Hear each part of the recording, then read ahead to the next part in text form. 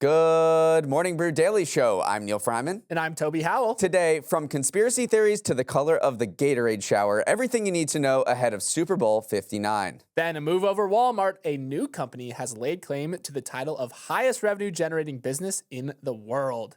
It's Friday, February 7th. Let's ride.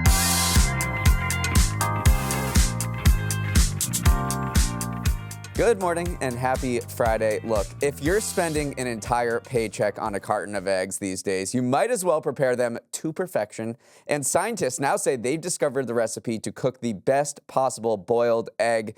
It'll just take you 32 minutes.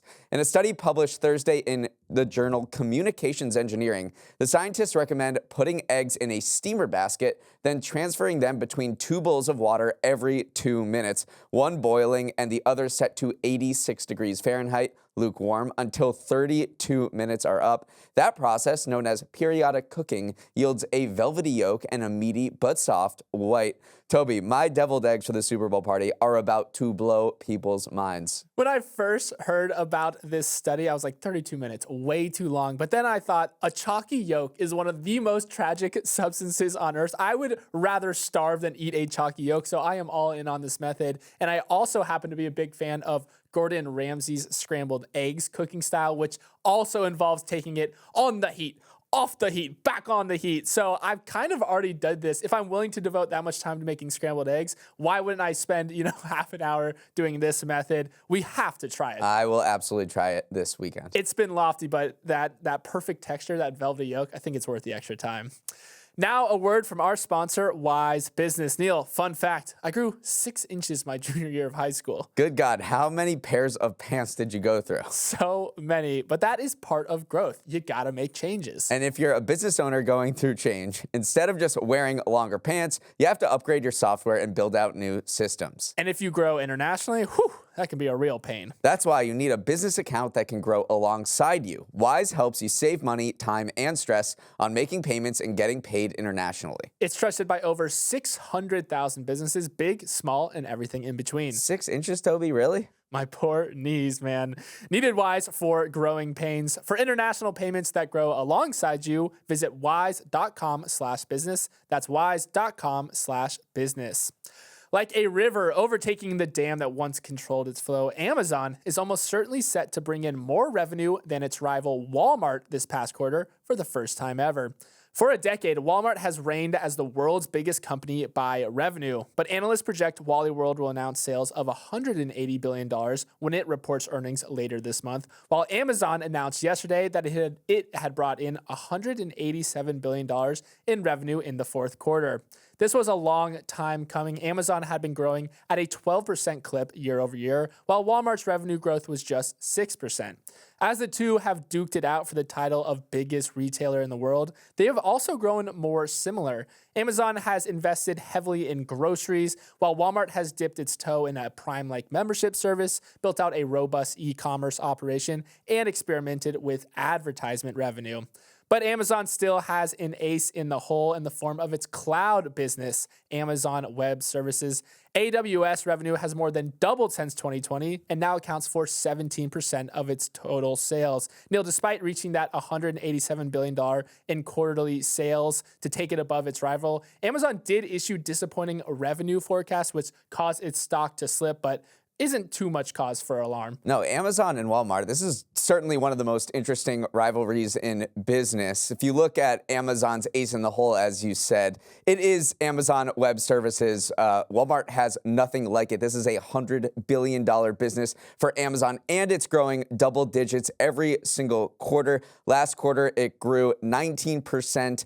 Amazon also has an advertising business that's growing 18%. So if you look at where the growth is for Amazon, it is in advertising, and it is AWS, and it is also in AI, something Walmart doesn't have. Amazon said it was going to spend $100 billion on AI, mostly on data centers and things like that over the next fiscal year. So very interesting rivalry.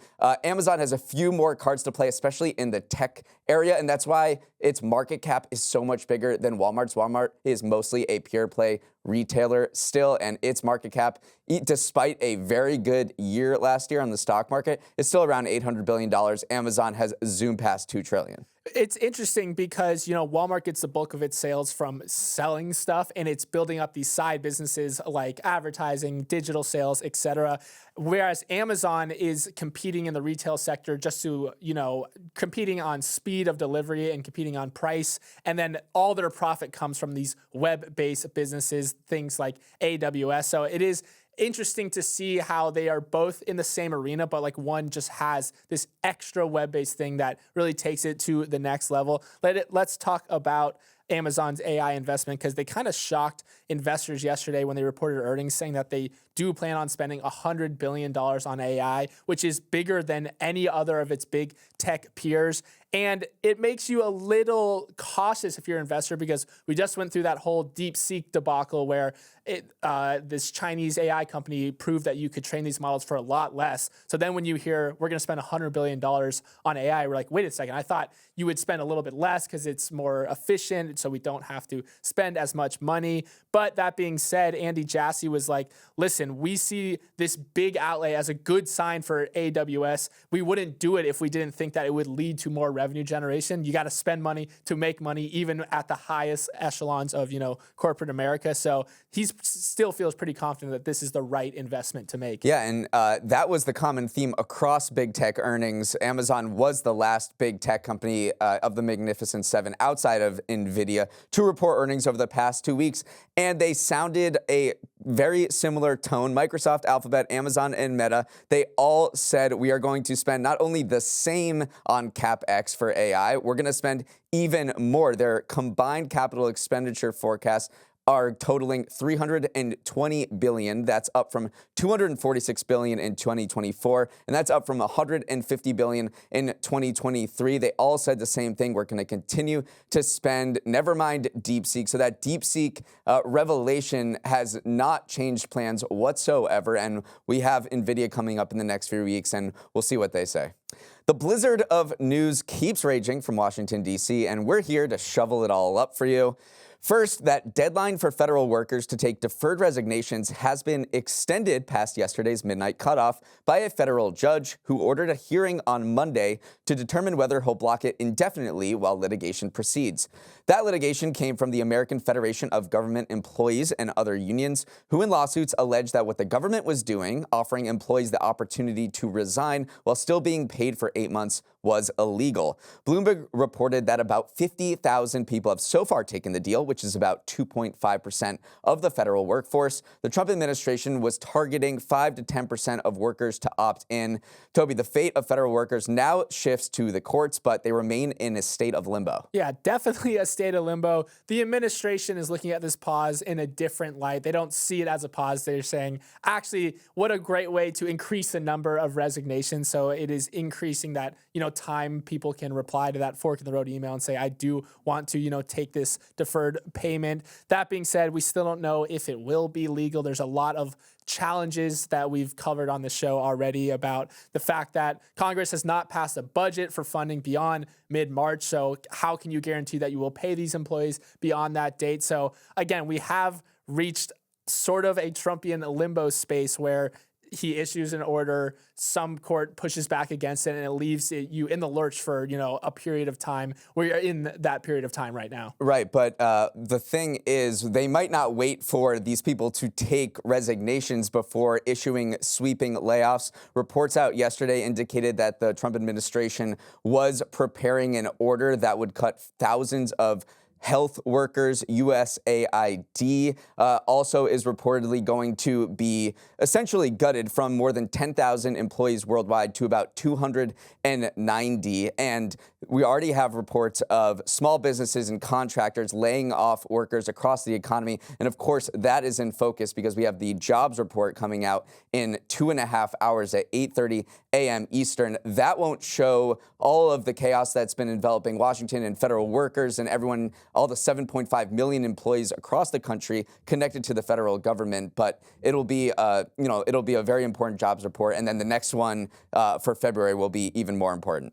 Okay, let's move across town to the Treasury Department, where another court has curbed Elon Musk's access to the government payment system that distributes trillions of dollars each year. Following a legal challenge over Musk and Doge's reported entry into that system, a federal judge barred the U.S. Treasury from handing over data from its payments portal to outsiders and limited access to 2 Doge staffers who can see Treasury Department data, quote, as needed and on a read-only basis. Then, mere hours after that court ruling, one of those 2 Doge staffers who was granted access to Treasury data, 25-year-old Marco Elez, resigned after the Wall Street Journal found links to a deleted social media account that supported racism and eugenics. In one post, the account wrote, "Just for the record, I was racist before it was cool." What does Scott Bessent, the newly confirmed Treasury Secretary, think about all this? In an interview with Bloomberg, he defended Musk's work in his department and said he and Elon are, quote, completely aligned in terms of cutting waste and increasing accountability and transparency for the American people. He described Doge employees as highly trained professionals and not some roving band running around doing things. Remember, this was very sensitive data that these Doge employees did get access to, stuff like social security numbers, your birth date, home addresses, telephone numbers, bank account information, which was why there was kind of this uproar. Even if it was read-only access, which I'll actually touch on in a second, you don't want 2 people that weren't elected, combing through this data. But then Wired actually did report later that they probably didn't have only read-only access. They had direct access to the Treasury payment systems, this 25-year-old engineer. So it is a little scary to have these unelected people coming in and digging through this system that covers nearly all payments made by the U.S. government and that has a lot of sensitive data on U.S. citizens. Yeah, and that's why I think U.S. Treasury Secretary Scott Bessent was saying everything's kosher here. I'm overseeing everything. I'm in control in that interview with Bloomberg. But again, another push by the Trump administration and Doge that has been sued and blocked, at least temporarily, by the courts. There will be a more formal hearing in a few days to figure out what's going on over there. Finally, a spat is escalating over the Panama Canal, one of the world's key shipping routes, after Panama's president accused the U.S. of lying about a deal over American military ships. Here's what's going down. On Wednesday, the U.S. State Department posted on X that Panama agreed to allow U.S. government ships to access the waterway without paying a toll. Remember, Secretary of State Marco Rubio traveled to Panama over the weekend as part of the Trump administration's push to assert more control over the canal and get China to back off. But yesterday, Panamanian President Jose Raul Mulino said, we never said your ships could pass through for free. Or in his words, I am incredibly surprised by yesterday's statement. They're making an important institutional statement from the entity that governs U.S. foreign policy based on a falsity, and that's intolerable. After the blowback, Rubio said, okay, maybe you're right. At a press conference, he said that the U.S. expects Panama to remove the fees, but acknowledged that Panama has a process of laws and procedures that they need to follow. Yeah, and actually that process is tied to a 1977 treaty, the treaty that actually originally handed over control of the canal to Panama. There's a clause in that treaty that requires equal treatment of all canal users, so you can't do these carve-outs for specific nations like Rubio and Trump are pushing for. What's ironic, too, is that over the past 26 years, the U.S. has paid $25 million for warships and submarines to pass through. That comes out to less than $1 million a year. It is not a big chunk of change that we're talking about. It does seem to be more of like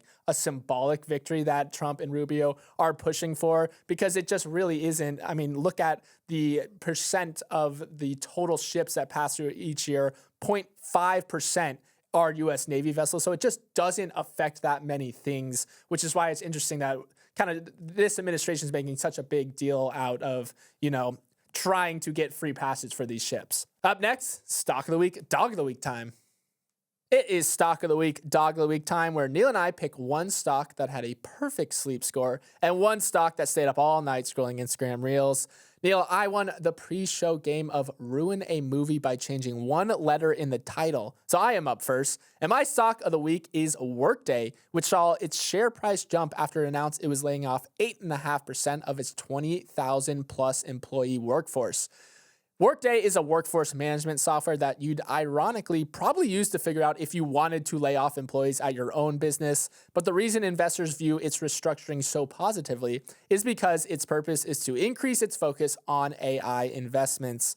Workday is far from the only company rearranging their organizations to make room for AI. Most of big tech, from Meta to Google to Salesforce, have laid off employees to make room for the only two letters investors care about these days. So, Neal, when you see an announcement of layoffs under the premise that a company will redirect those resources towards AI, it's pretty clear that the market will like it. It's certainly a pattern. Earlier this week, Salesforce also announced it was going to lay off 1,000 workers and hire a few in other positions, and that position is salespeople for its AI. Dropbox did this last year as well. The CEO, Drew Houston, said it was a really tough decision to let go of a lot of people and then make room for investments in AI. So it's all about making space for investments in AI. A lot of we just talked about Amazon spending $100 billion. A lot of these companies don't have infinite resources like Amazon does to, spend $100 billion. So they need to make cuts elsewhere, and those cuts are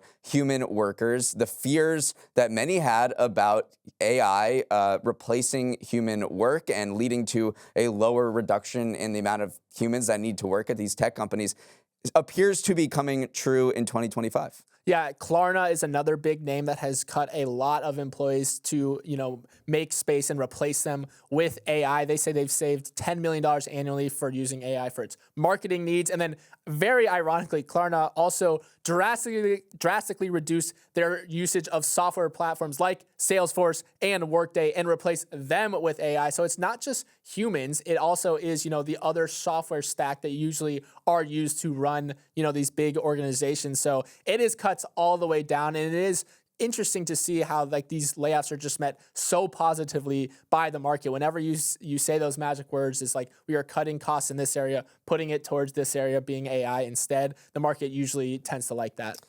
Figures I get dog of the week because this one strikes at the heart of my identity. A millennial who grew up in the suburbs and wanted to dress like a skateboarder. Quicksilver, Billabong, and Volcom, popular outdoor clothing brands for skaters, surfers, and the wannabes, are closing virtually all of their stores across the country after their parent company, Liberated Brands, filed for bankruptcy. The silver lining, or I should say Quicksilver lining, you can still buy those clothes. The brands will continue to make them just under a license from a different company, but it won't be from their namesake stores. More than 120 of the locations will close in the coming weeks. What went wrong at Billabong? Liberated CEO blamed macro forces like a rise in interest rates, inflation, and supply chain delays, while also criticizing the fast fashion industry for allowing shoppers to, quote, cheaply, quickly, and easily order low-quality clothing garments. Toby, a sad day. Quicksilver was always a must-stop on the high school mall date.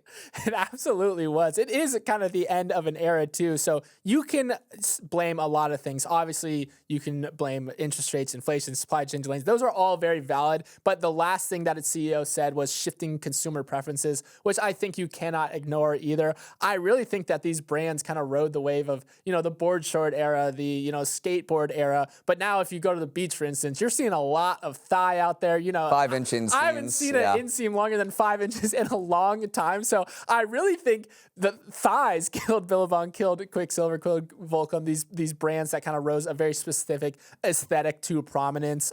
But yeah, they're not dying per se. You just won't see them in the malls anymore where you were taking all your dates, Neal. Okay, Super Bowl 59 between the Chiefs and the Eagles is 2 days away. Here is a preview of the biggest business storylines around the game as you apply layers 1 and 2 of the dip. Besides Patrick Mahomes and Saquon Barkley, the star of this year's Super Bowl will be the Caesars Superdome in New Orleans, which is celebrating its 50th year in existence as the home of the Saints. This is a remarkable building that pound for pound may have hosted more legendary sports moments than any other venue in the United States. 8 Super Bowls, counting this one, the most of any stadium. Final Fours, college football championships, heavyweight boxing bouts. It's where college freshman Michael Jordan lifted North Carolina to a title over Georgetown, and Tom Brady became a household name with his first improbable Super Bowl win over the Rams.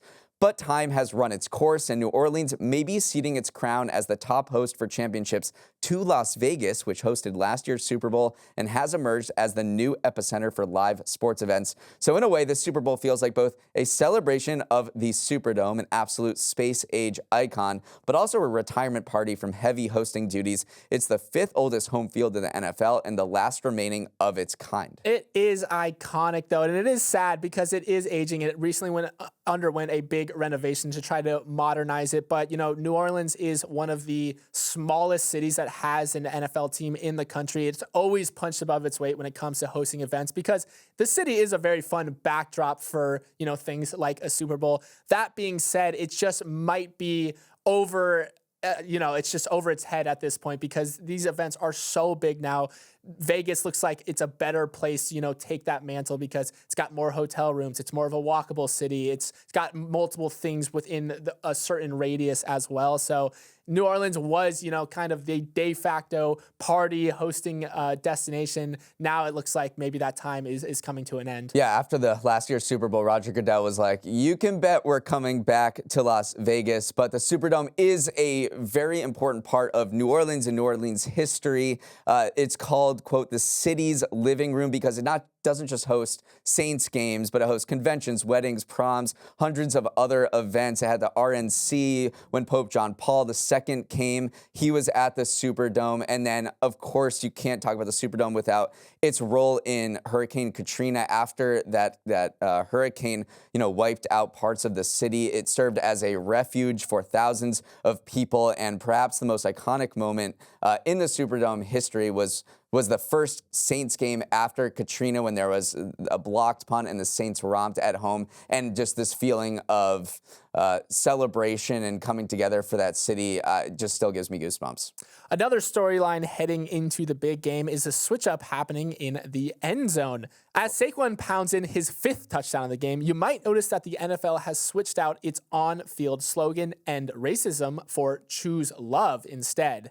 An NFL spokesperson said that the reason behind the change is tied to the New Year's terrorist attack in New Orleans, as well as other recent tragedies like the LA wildfires and the plane crash in DC.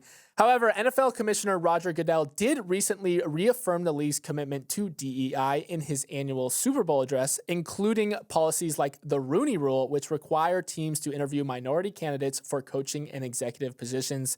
This is the first time since 2021 that people watching will not see "End Racism" stenciled on the field. Yeah, the NFL certainly made a lot of headlines this week with the end zone change and also Roger Goodell's statements around DEI at a time when many Fortune 500 companies are backing away from DEI. It's very interesting that the NFL has put its foot in the ground and said, no, this is very important to us. Goodell said, quote, "We got into diversity efforts because we felt it was the right thing for the National Football League, and we're going to continue to do those efforts." That hasn't stopped criticism from coming into the NFL, from being laid on the NFL for its coaching decisions. This year, 7 of the 32 NFL teams have a head coach that are people of color, which critics say is not close to enough considering the amount of black and other people of color athletes who are participating in the NFL. And then in terms of the pipeline to head coaching positions, there were 0 offensive coordinators, people of color, in the NFL this year. The offensive coordinator is, the stepping stone to becoming a head coach. So you can say NFL is talking the talk. They've had this Rooney Rule since 2003, but it's not necessarily walking the walk. Moving on, this year's Super Bowl is also a feast for people who dabble in conspiracies. A number of unexplained mysteries surround the game, making it fertile ground for unfounded, but certainly fun, speculation that the NFL follows a predetermined script. First, the Super Bowl logo. For the 3rd time in 4 years, the colors on the Super Bowl logo strangely appear to predict the teams that will be playing in the game, despite the logo being released many months before.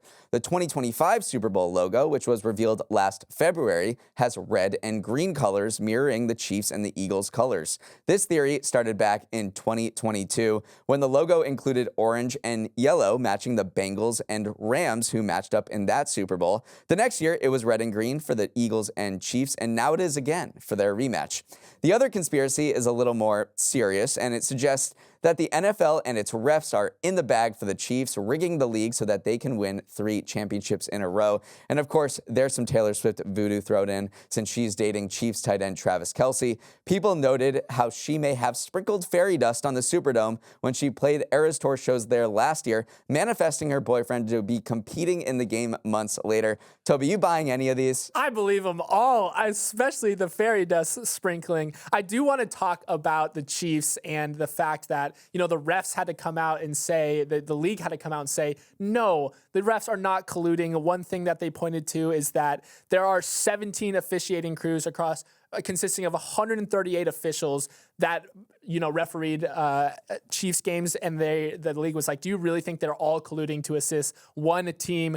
That being said, though, there is some data that you could point to that say maybe the Chiefs do get more favorable calls, especially in the playoffs. If you look at the 2023 and 2024 postseasons, the Chiefs have been called for 16 fewer penalties for 160 fewer yards than their opponents. But what you have to look at is how much of those penalties add to the win probability of each game. And over those 6 games, their win probability has jumped 27%. Based off the calls that they have gotten. That is just behind the Green Bay Packers amongst all teams. So it is interesting that you can point to their postseason runs since Patrick Mahomes really took over and look at how much win probability was added. The final thing I will say on this, though, you can go back to the 2013 to 2017 New England Patriots, and they got even more lopsided treatment than the current Chiefs. They were getting called for 22 fewer penalties, 276 fewer yards than their opponents. So I think basically whenever some team is good, something happens where the refs kind of contribute to that in some way. So do I believe the conspiracy theories? No, but just follow the data. That's all I'll say. Finally, sportsbooks are expecting $1.4 billion in legal wagers on Sunday's game, which would be a new record. And while a lot of those bets will likely be on the Chiefs or the Eagles to win, we want to surface some prop bets you should be aware of. Prop bets are those side bets that don't directly influence the outcome of the game, but are fun to root for nevertheless. Think, what color will the Gatorade be? Will the coin toss be heads or tails? So Neal, while I got you here, I'm going to get your thoughts on some of the more interesting prop bets this year.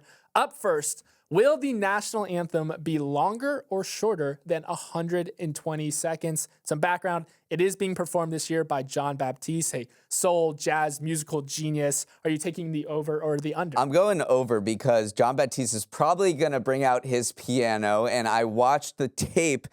He did the All-Star game for the NBA in 2017. He had the piano. He does a little flourishing. That clocked in right at about 120 seconds, but this is a much bigger stage, and when you're on the big stage, you got to soak it up.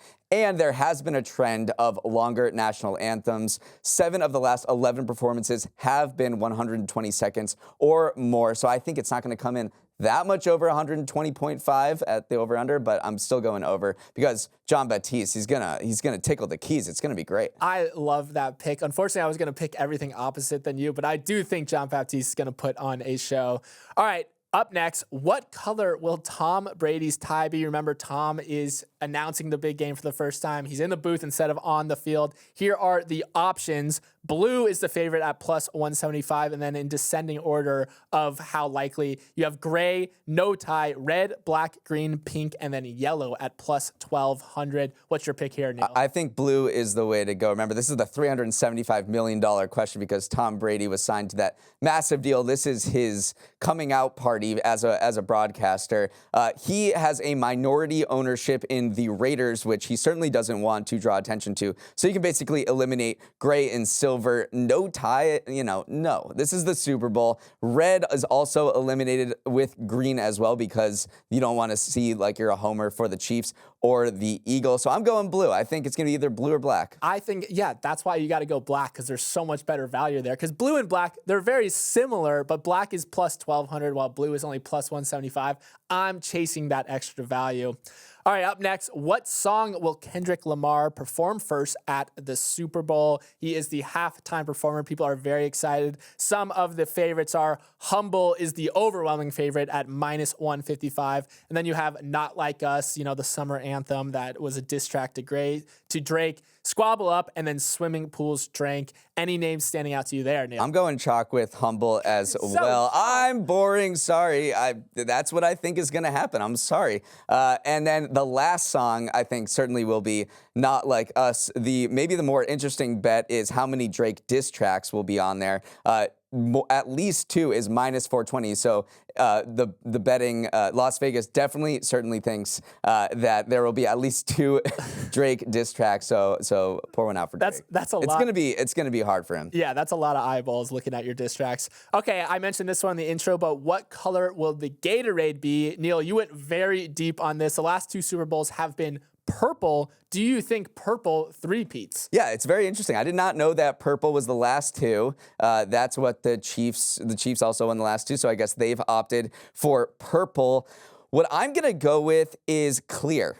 So clear has good odds at +900, and it had probably the most epic run of any Gatorade flavor ever. 2005 to 2008, those 4 Super Bowls, it was clear or water, and I think we're in a nostalgic moment. We're going back to clear. So wait, clear is a flavor. It's not just water that we're talking about, or it's a flavor. I don't know exactly what flavor, but you see Gatorade. There's a few flavors that are clear, and I think we're going with that. Gotcha. Okay, I said that was the last one, but I have one more question for you, actually, Neal. Will Travis Kelce propose to Taylor Swift on the field? As of Thursday, the odds for no proposal were far better, -2,000 compared to +800 for a proposal. Does Travis get down on one knee? I think he's classier than to do an off-field proposal. Plus, they're gonna lose, so it wouldn't be the right moment for them. Okay, let's wrap it up there. Thanks so much for starting your morning with us, and have a wonderful Friday and an even better weekend. For any questions, comments, or feedback, send an email to morningbrew@morningbrew.com. And if you're enjoying the show, share it with a friend, family member, or coworker. Don't worry if you're lacking ideas. Toby has been brainstorming all morning, and he's got instructions for you. I want you to share the pod with someone you are watching the Super Bowl with. Here's the plan. You send them this podcast, tell them to listen to Neal's prop bet picks. Then you bet the opposite on every single one of them. It's the Fade Neal Parlay, and you might make millions. All right, let's curl the credits. Emily Milliron is our executive producer. Raymond Liu is our producer. Olivia Graham is our associate producer. Uchenna Ogu is our technical director. Scoop Stardaris is on audio. Hair and makeup is going on the record. Eagles 27, Chiefs 23. Devin Emery is our chief content officer, and our show is a production of Morning Brew. Great show today, Neal. I wish you all well.